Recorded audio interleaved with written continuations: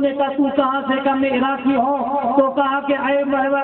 حرم والو ادھر آؤ، یہ عراقی مجھے پوچھتا ہے کہ حالت احرام میں اگر مکھی یا مچھر کا خون لگ جائے تو کیا حال ہے؟ کہا کہ آج مکھی اور مچھر کے خون لگنے سے ان کو احساس ہو رہا ہے، نواز مصطفیٰ کا خون بہا رہے تھے، نہ پٹنے والا داغ ان کی پیشانی پہ قیامت کے صبح تک سلامت ہے۔ قتلوا ابن بنت رسول اللہ صلی اللہ علیہ وسلم، رسول اللہ کی بیٹی کے بیٹے کو شہید کر دیا، جس کو میرا محبوب سونگا کرتے تھے اور ان کے لبوں پر بوسہ دیا کرتے تھے، ان کو شہید کر دیا تو ان کو خون نظر نہ آیا، اور آج ایک مکھی کا خون ان کو نظر آتا ہے۔ رب قدیر قرآن میں فرماتا وَلَا تَحْسَبَنَّ اللَّهَ غَافِلًا عَمَّا يَعْمَلُ الظَّالِمُونَ، ظالموں کے کرتوت سے رب قدیر غافل نہیں ہے۔ اب میں آپ کو سارا واقعہ تو بیان نہیں کرتا، میں آپ کو پس منظر بتا رہا ہوں۔ لوگ پوچھتے ہیں، سوال کرنے پہ مجبور ہو جاتے ہیں کہ ہوا کیا؟ ارے ہوا کیا، 4 یا 5 سال کے اندر سارا قدرت نے اپنا انتقام لے لیا۔ حضرت یحییٰ خدا کے پیغمبر تھے، حضرت زکریا کے فرزند تھے، جب یہودیوں نے ناحق ان کو شہید کر دیا تو ایک کے بدلے میں 70,000 انسانوں کا قتل ہوا۔ رب قدیر نے وحی کی تھی کہ محبوب میں نے معصوم حضرت یحییٰ کے قتل کے بارے میں اور قتل کے سلسلے میں اور قتل کے بدلے میں 70,000 انسانوں کو قتل کروایا، اور تیرے نواسے کو ناحق جو شہید کریں گے 1.25 لاکھ انسان اس کے اپنے قتل کیے جائیں گے۔ امام علی مقام رضی اللہ تعالیٰ عنہ کی شہادت کے بعد رنگ کتنا آیا، آپ تاریخ کا مطالعہ کرو۔ رفقائے شہدائے احد کو، رفقائے شہدائے کربلا کو اور ان کے سروں کو لے کر دمشق میں پہنچایا جاتا ہے۔ امام علی مقام رضی اللہ تعالیٰ عنہ کے سر مبارک کو اور آپ کے رفقا کو دمشق کے اندر پھیرایا جاتا ہے، اور عبید اللہ بن زیاد کی دربار لگتی ہے۔ عبید اللہ بن زیاد کے بارگاہ میں سر امام علی مقام کو لایا گیا۔ امام علی مقام رضی اللہ تعالیٰ عنہ کے سر مبارک کو دیکھ کر وہ ان کے ہونٹوں میں چھڑی مارتا ہے، اور امام علی مقام کی شان کے اندر کچھ کلمے کہہ دیتا ہے۔ حضور کے ایک صحابی بیٹے تھے جس کا نام تھا حضرت زید بن ارقم، وہ فرماتے ہیں وہ ابن مرجانہ اس لبوں سے چھڑی کو ہٹا دے، واللہ رأیت رسول اللہ صلی اللہ علیہ وسلم یقبل ہو، رب کی قسم میں نے بارہا مصطفیٰ کو لبہ مبارک کو چومتے ہوئے دیکھا ہے۔ کرونے لگے کا بوڑھا صحابی، اگر تو صحابی نہ ہوتا تو میں تجھے قتل کر دیتا۔ کہنے لگے لعنت ہو تیرے فعل پر، رسول اللہ کے صحابی کا تو احساس ہے اور رسول اللہ کے آل کا تجھے احساس نہیں ہے، جس کے بارے میں امام الانبیاء تاجدار مدینہ کہتے ہیں۔ امام الانبیاء تاجدار مدینہ نے میں نے اپنے آنکھوں سے دیکھا، ایک ران پر امام حسن کو، دوسری ران پر امام حسین کو لے کے بیٹھے ہیں، اور آپ فرماتے ہیں کہ اے پروردگار میں ان دونوں سے محبت کرتا ہوں، تو ان سے محبت کر، اور میں تیرے مومن بندوں کے پاس میں بطور امانت پیش کرتا ہوں، ظالم تو نے رسول اللہ کی امانت میں خیانت کی ہے۔ اور پھر کوفیوں کو مخاطب ہو کے کہتے ہیں سنو، غلام کے بیٹے نے دنیا کو غلام بنا دیا، اے دمشق والو، اے عراق والو، کبھی تم بھلائی نہیں پاؤ گے، یہ تمہارے اچھوں کو قتل کرے گا اور تمہارے بروں کو سردار بنائے گا۔ یہ کر روتے ہوئے محفل سے باہر نکلتے ہیں۔ ابن وفی مسجد کے اندر عام اعلان ہوتا ہے، منبر پر چڑھ کر شان علی نے، شان امام علی مقام میں نازیبہ الفاظ کہتا ہے۔ ایک شخص بیٹے تھے جس کا نام تھا ابن حفیظ، حضرت علی مرتضیٰ کے ساتھیوں میں سے تھے، وہ نابین ہو چکے تھے، ہر وقت میں وہ تسبیح و تحلیل میں رہتے تھے، اسے رہا نہ گیا، وہ تھے کہا تو ابن مرجانہ تو بھی جھوٹا ہے، تیرا باپ بھی جھوٹا تھا، تو صدیقین کو قتل کرتے ہو، اللہ کے محبوب بندے امام علی مقام رضی اللہ تعالیٰ کو شہید کرتے ہو، اور شہید کر کے نیکوں کو باتوں تم صدیقین جیسے کرتے ہو۔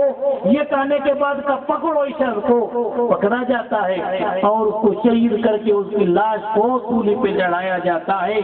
تاریخ ہمیں موڑ دیتی ہے کہ اس طرح انہوں نے امام علی مقام کے رفقا کو اور آپ کے سر مبارک کو کئی دن تک دمشق کے اندر پھیرانے کے بعد یہ قافلہ یزید کی طرف بھیج دیا، اور یزید نے امام عالی مقام کو آپ کے رفقا کے سروں کو دیکھ کر پہلے تو اظہار افسوس کیا، تاریخ کہتی ہے اظہار افسوس کیا۔ اب میں وہ پورا واقعہ تو بیان نہیں کر سکتا، اظہار افسوس کیا، ابن زیاد کو لعنت بھیجی، لیکن اس کے بعد ابن زیاد کا مقام اس کے پاس بڑھ گیا، نہ اس کو اس نے کوئی سزا کی، نہ اس کو کہیں معزول کیا۔ آپ تاریخ کا مطالعہ کرو، اس واقعے کے بعد اگر یزید کے دل میں کچھ انسانیت ہوتی یا کچھ اہل نبی کا احساس ہوتا، سن ہجری 63 کا زمانہ ہے، یہ تو سن ہجری 61 کا واقعہ تھا، اور سن ہجری 60 میں آنے سے پہلے حضور کے کئی ایسے صحابی تھے، ان میں سے ایک حضرت ابو ہریرہ تھے، وہ کہتے ہیں رسول اللہ سے میں نے 2 علم سیکھے، ایک علم میں نے دنیا کے سامنے پیش کر دیا، دوسرا علم اگر میں دنیا کے سامنے پیش کرتا تو یہ میری حلق کٹ جاتی۔ ان میں سے دوسرا علم یہ تھا کہ امام الانبیاء تاجدار مدینہ نے سن ہجری 60 کے اندر جو واقعے بتائے تھے، وہ عرض کرتے ہیں کہ مولا میں سن ہجری 60 کے آنے سے اور لڑکوں کی حکومت سے پناہ مانگتا ہوں تو سن ہجری 59 کے اندر ان کی وفات ہو جاتی ہے۔ گویا کہ ان واقعات کو اپنے آنکھوں سے دیکھ رہے تھے۔ جب سن ہجری 63 کے بعد یزید کی بیعت اہل حرمین توڑ دیتے ہیں تو اس نے مسلم بن عقبہ کی قیادت میں 22,000 کا لشکر بھیجا، اور اس لشکر نے مکہ المکرمہ پہ جب لڑائی کی، آپ تاریخ کا مطالعہ کرو، 3 دن تک مدینہ طیبہ میں کیا کوہرام مچایا کہ قسم ہے میرے رب کی، انسان کی زبان اس بات کو گوارا نہیں کر تو واقعات کو دہرایا جائے۔ رسول اللہ تو یہاں تک فرماتے ہیں من اخاف اہل المدینہ فعلیہ لعنت اللہ والملائکۃ والناس اجمعین، جو اہل مدینے کو ڈرائے اس پر اللہ کی لعنت ہے، فرشتوں کی لعنت ہے، بلکہ ساری کائنات کی لعنت ہے۔ اس نے ڈرایا نہیں، اس نے دھمکایا نہیں، چھوٹے بڑے ملا کر کم سے کم 700 صحابہ تھے، اور کئی ہزار کئی سو تو حافظ قرآن اور قراء تھے، مرد عورتوں خواتین کو ملا کر 10,000 انسانوں کو تحویل دیا جاتا ہے، اور 3 دن تک مدینہ طیبہ کے بازار کو اور مدینہ طیبہ کی عورتوں کو اپنے لشکر میں بھا کیا جاتا ہے،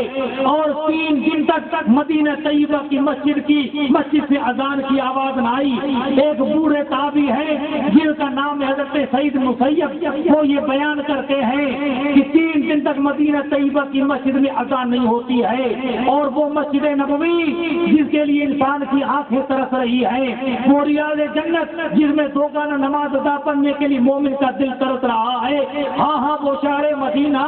جس کے بارے میں آقا فرماتے ہیں جب ہجرت کر کے لوگ مدینہ طیبہ محبوب خدا کے ساتھ پہنچے تو مدینے کی ہوا چند دن تک صحابہ کو ناموافق آئی، بخار آنے لگا، رسول اللہ کے ہاتھ بارگاہ رب میں اٹھ جاتے ہیں، فرماتے اللہم حبب الینا المدینہ کحبنا مکہ واشد منہا وبارک لہا وبارک لہا بارک لنا فی سائہا ومدہا وسہا لنا، اے پروردگار ہمارے دلوں میں مدینے سے محبت کر دے، اتنی محبت اتنی مکے سے محبت ہے، مکے سے بڑھ کر مدینے کی محبت ڈال دے۔ یہ رسول اللہ کی دعاؤں کا صدقہ تھا، اس دعاؤں کی سبب سے باب اجابت سے دعا محبوب خدا کی ٹکراتی ہے۔ اہل مدینہ اور مدینہ شہر اہل ایمان کی مرد محبت کا برکت بن گیا، اہل ایمان کی دلوں کی دھڑکن مدینہ بن گیا۔ وہ مدینہ طیبہ کی مٹی جس کے بارے میں آقا فرماتے ہیں کہ غبار مدینہ شفا اور التزام، ارے مدینے کی مٹی میں رب نے التزام اور برف سے شفا رکھی ہے، اس کی سرزمین سے مصطفیٰ پیار کرتے ہیں، محبوب خدا احد کو دیکھتے تو بدن میں آ جاتے ہیں، مدینے کے در و دیوار کو دیکھتے تو بدن میں آ جاتے ہیں، فرماتے ان الایمان لیال المدینہ کما تار الحیۃ الی جوہرہا، اہل ایمان مدینے سے ایسے محبت رکھیں گے جس طرح سانپ اپنے سوراخ سے محبت رکھتا ہے. ارے سانپ کو اپنے دل کے سوا کہیں چین نہیں آتا. مدینہ والوں اور مدینے کا جب ذکر ہوگا اہل ایمان کے دل محبت میں مچل جائیں گے. وہ محبوب خدا کی مسجد، وہ گنبد پاک مصطفیٰ جس کے انسان کی آنکھیں ترستی ہیں، وہ محراب پاک مصطفیٰ جس کے بارے میں آقا فرمائے ماں بین بیتی روضتی روضۃ من ریاض الجنہ. اس منبر پاک مصطفیٰ کو نجاست سے آلود کیا گیا اور مسجد نبوی کے ستونوں میں گھوڑے باندھے گئے. 3 دن تک نہ اذان ہوتی ہے نہ اقامت ہوتی ہے. سعید مسیب یہ بیان کرتے ہیں میرے پاس کچھ لوگ آئے، میں پاگلوں جیسی حرکتیں کرنے لگا، مجھے پاگل سمجھ کے چھوڑ گیا. اور سعید مسیب یہ بیان کرتے ہیں قسم میں میرے رب کی میں اس جگہ بیٹھا رہا جب منبر پاک مصطفیٰ ہے کسک کے مزار پاک کے قریب ہوا. جب جب اذان کا وقت ہوتا میں حیات النبی کی مزار سے اذان کی آواز کو سنتا تھا، اور جب جب اقامت کا وقت ہوتا حیات النبی سے اقامت کی آواز کو سنتا تھا، اور جب وقت ہوتا تکبیر کا اور نماز کا تو پھر میں حیات النبی کی مزار سے قرأت کی آواز کو سنتا تھا. یہ وہ زبردست تابعی ہے جس کو 3 دن تک رسول اللہ کے قیادت میں نماز پڑھنے کا موقع ملا. تو زندہ ہے واللہ، تو زندہ ہے واللہ میرے چشم عالم سے چھپ جانے والے. یہ تھا مدینہ طیبہ کا وہ ذکر جس کے تر و تغار کو اس نے نہ معلوم کتنے دن تک خراب اور برباد کیا. اور یہ لشکر جراح جب اس طرح مدینے میں کوہرا مچانے کے بعد مکہ المکرمہ پہنچتا ہے تو 2 مہینے مسلسل ابو قبیس میں منجنی کے نصب کی جاتی ہے، اور اتنے گولے ہوتے اتنے پتھر داغے جاتے ہیں کہ پتھروں سے کعبۃ اللہ کی دیواریں جل اٹھی، کعبۃ اللہ کا غلاف جل اٹھا، اور کعبۃ اللہ کے اسماعیل علیہ السلام کے دمبے کی نشانیاں جو چمڑی اور ان کے کھر اور سینگ رکھے ہوئے تھے وہ بھی نظر آتش ہو جاتے ہیں. یہ سری 64 کا واقعہ ہے. ادھر کعبۃ اللہ پہ سنگ باری ہو رہی ہے. 39 سال کی مدت میں دمشق کے پاس ایک بستی ہے جس کا نام ہے عین. اس بستی کے پاس شراب کے اندر ڈوبا ہوا، شراب پیتے پیتے ذلت و رسوائی کے ساتھ یزید کتے کی موت دنیا سے چلا جاتا ہے. ارے آل نبی کو قتل کرنے والا، نبی کے آل کو ناحق شہید کرنے والا دنیا کی لالچ کے اندر اس طرح خرچ ہو کر اس طرح برباد ہوتا ہے. اس نے سمجھا کہ میں اپنا میدان جیت لیتا ہوں، لیکن قرآن یہ فیصلہ کرتا ہے وَلَا تَحْسَبَنَّ اللَّهَ غَافِلًا عَمَّا يَعْمَلُ الظَّالِمُونَ. ظالموں کے کرتوت سے اللہ کو غافل مت سمجھنا. ادھر کعبۃ اللہ پہ سنگ باری ہو رہی ہے، ادھر اس کی موت واقع ہو رہی ہے، اور اس کے مرنے کے بعد اس کے بیٹے یزید کو اس کا نام بھی معاویہ تھا جس کا معاویہ اصغر نام تھا، بڑا عابد و زاہد تھا. اس کو تخت پہ بٹھاتے ہیں، وہ کہتا ہے کہ میں نے اس بادشاہی کے اندر کوئی لطف نہیں دیکھا جس بادشاہی میں آل نبی کے خون ناحق کو بہایا گیا ہے. اس وجہ سے تم جانو اس کو ولیعہد بنا تو مجھ میں صلاحیت نہیں ہے. عابد تھا، شاہد تھا، تہجد گزار تھا، اور 40 دن کے بعد لوگوں نے دیکھا اس کے حجرے سے اس کی لاش نکلی. وہ اس طرح دنیا سے چل بسا لیکن بادشاہی کو اس نے قبول نہ کیا. اس کے بعد اللہ کی طرف سے امام عالی مقام کے قاتلوں پر خدا کی طرف سے دنیا میں کس طرح قہر آتا ہے. کبھی ابن سعد مرتا ہے، کبھی ابن زیاد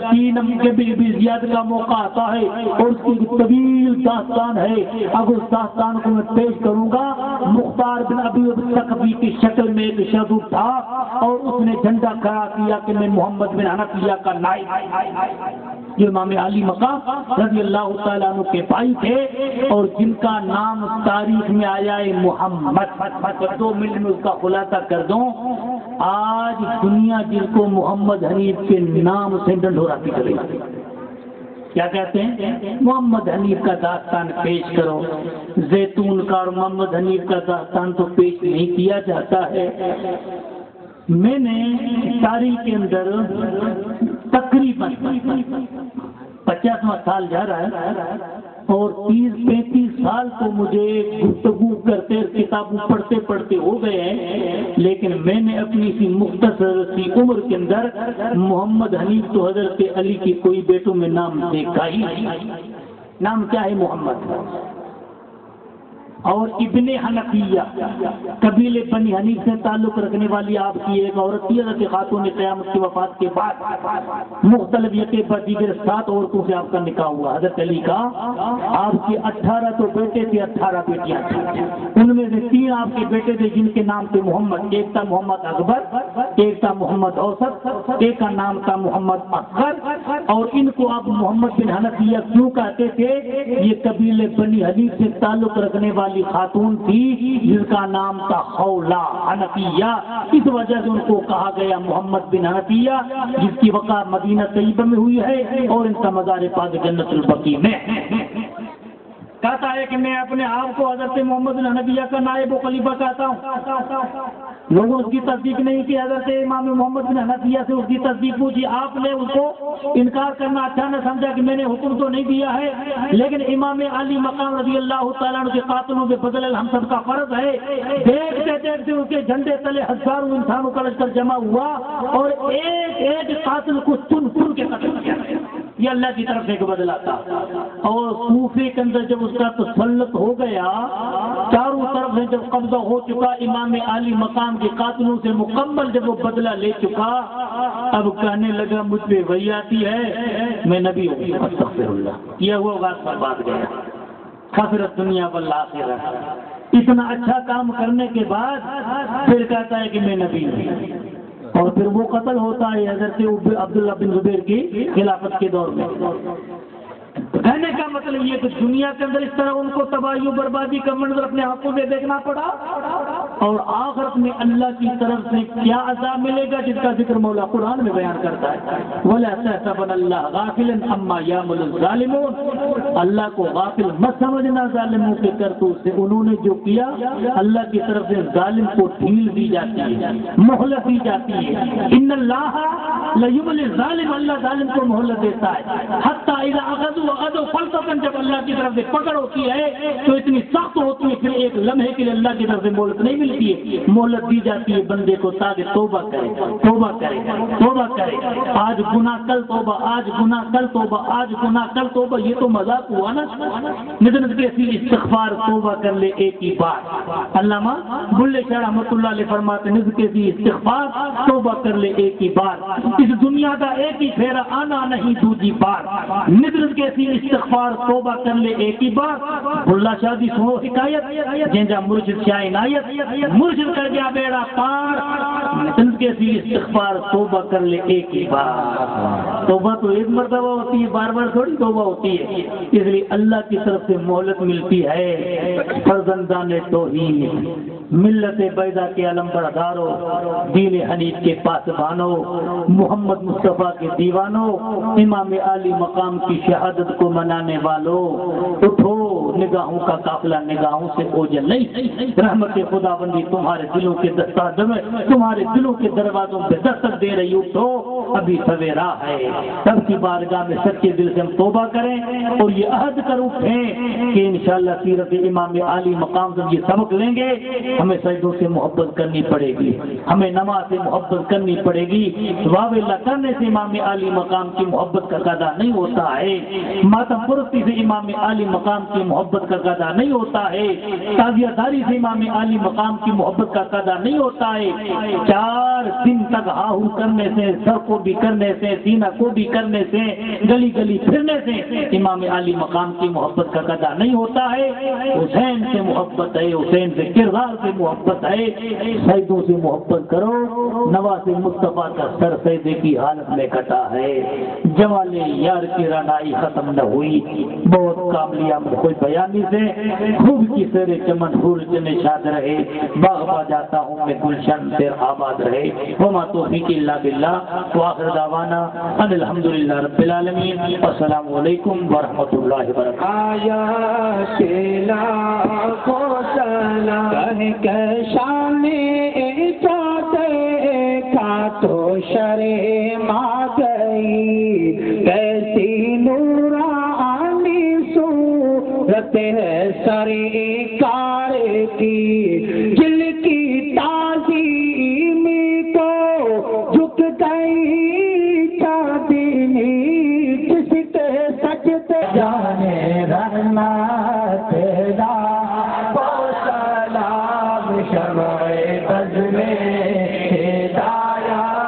تیرا جس کا جھولا فرشتے جھولا آتے رہے لوہی جاتے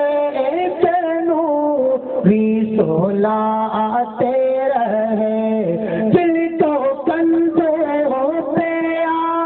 کافی ٹھاتے رہے جس پہ شفا کے خنجر چلاتے رہے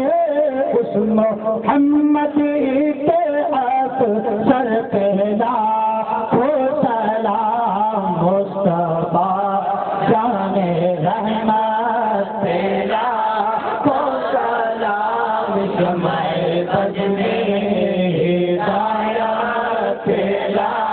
کو سلام جن کے بچوں جن کو دھوکے سے کوفے بھولایا گیا جن کو پیٹے پیٹھا ستایا گیا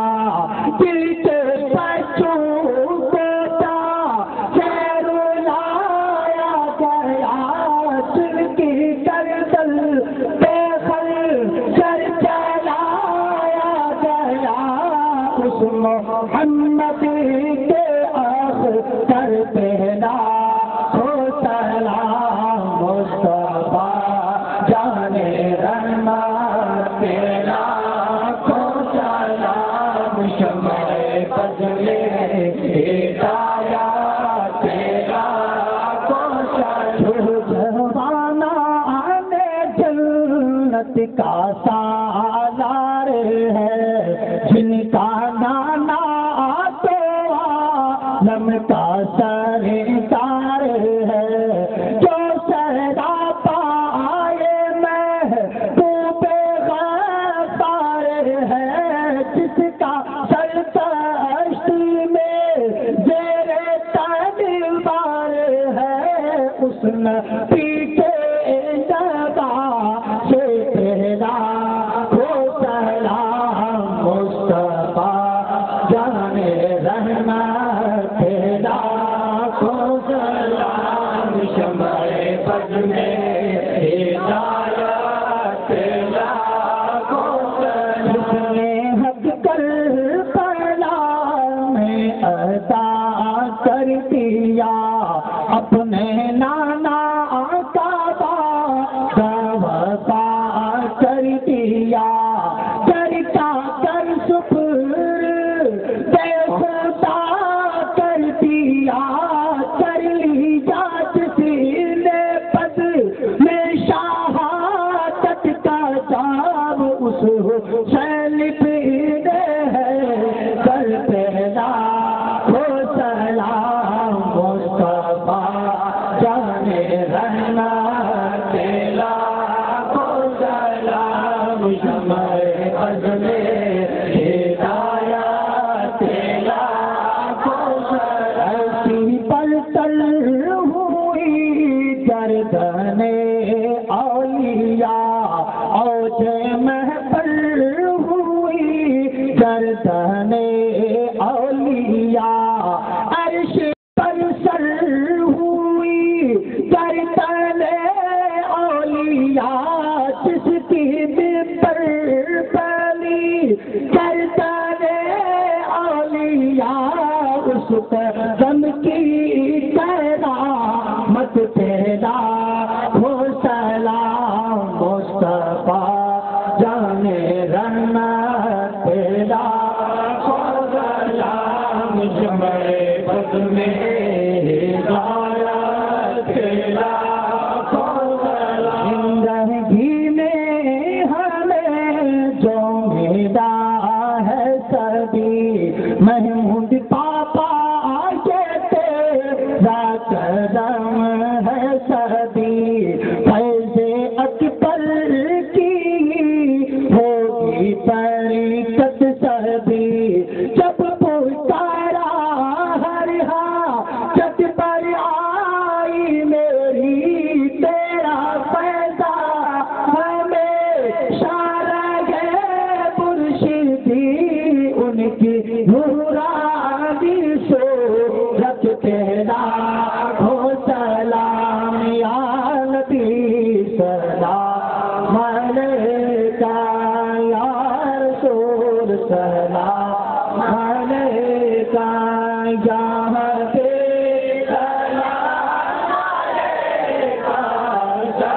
صلوات اللہ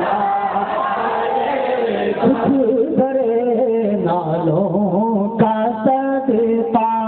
ناز کے پالوں کا صدقہ کربلا والوں کا صدقہ کربلا والوں کا صدقہ بھیک دو لالوں کا صدقہ یا نبی سلام علیکہ یا رسول سلام علیکہ یا حبیب سلام علیکہ صلوات اللہ اللہ علی النبی الأمی وآلہ صلی اللہ علیہ وسلم صلاۃ و سلام علیکہ یا رسول اللہ وعلی آلک و صحبک یا خیر خلق اللہ سلام یا رسول اللہ سلام فرستاد بدرگاہ پیام خدا را تو مشتاقہ نگاہ پیا پہ گن باشر گاہ گاہ محجوری برآمد جان عالم ترہم یا نبی اللہ ترہم نہ آخر رحمت للعالمین محرومہ چرا فارغ نشینی غریبم یا رسول اللہ غریبم ندارم در جہاں جو تو حبیبم مرض دارم اسیان لا دوائے مگر الطاف تو باشد طبیبم بڑی نازم کے ہستم امت تو گناہ گارم بلیکن خوش نصیبم خدایا عاقبت محمود گرداں تو فعل صالحان و نیک مرداں خدایا بحق نبی الکریم کرم کن کریمہ غفور الرحیم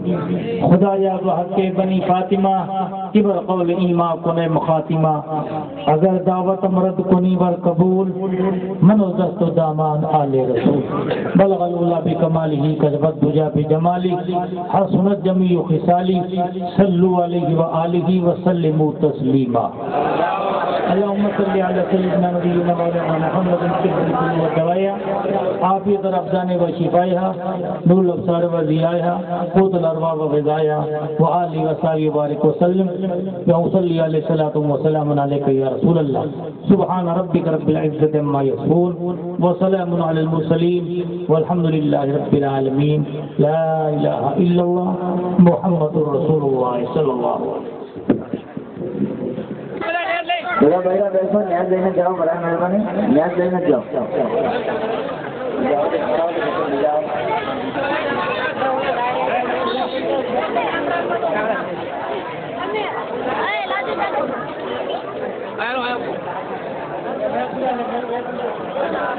بیڑا میں پہنچو بیڑا میں لمار کرو آئے میں کہی دوں